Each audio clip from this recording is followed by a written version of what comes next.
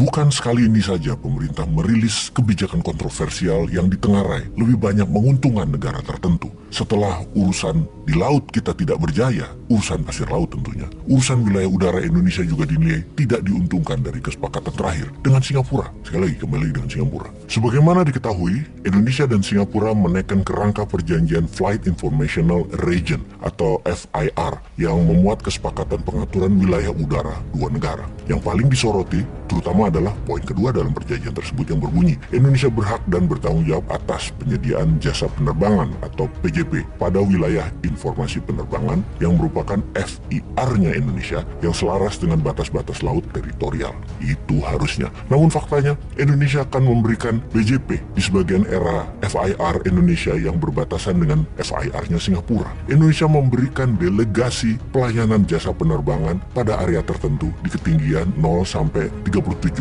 kaki kepada otoritas penerbangan Singapura. Namun di ketinggian 37.000 kaki ke atas tetap dikontrol Indonesia. Sementara kalau mau landing kan pesawatnya harusnya lebih rendah di bawah 37.000 kaki tentunya. Tidak disebutkan secara gamblang berapa lama penyerahan kewenangan atau delegasi PJP itu diberikan kepada Singapura. Media-media Singapura ada yang menyebutkan pendelegasian itu hingga 25 tahun. Menurut banyak pakar hukum internasional, perjanjian tersebut untuk Indonesia tidak diuntungkan dengan ratifikasi perjanjian FIR itu tentunya.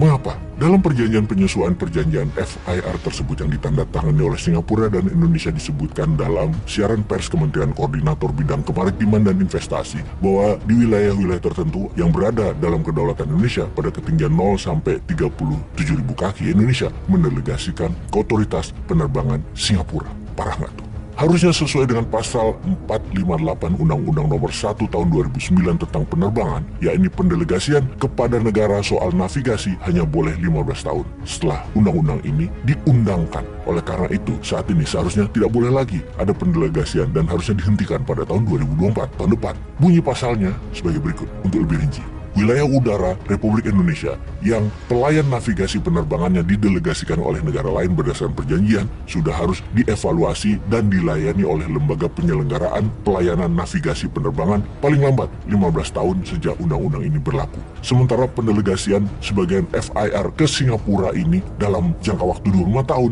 dan bisa diperpanjang lagi. Kita harusnya mempertanyakan hal ini. Bukankah hal ini menyimpang dari undang-undang? Sekali lagi, padahal Presiden Jokowi dalam berbagai kesempatan telah membulatkan tekad untuk mengambil alih pengelolaan FIR, Flight Information Region, di atas kedaulatan Indonesia tanpa ada pendelegasian. Lalu mengapa dalam FIR ada pendelegasian? Kayaknya cuma pejabat yang menegosiasikan perjanjian FIR ini yang bisa menjawab. Betulkah begitu, Obung? Sungguh, catatan mengenai kedaulatan laut dan kedaulatan wilayah udara Nusantara ini bukan sekedar perkara hitung-hitungan bisnis, tapi bagi New Mind ini masalah kedaulatan negara. Kok tidak dikawal dengan baik ya negara ini ketika diberi mandat kalian itu? Yowes, ayo, siapa yang peduli dengan beginian di calon 2024? Jangan-jangan gak ada ya. Peace.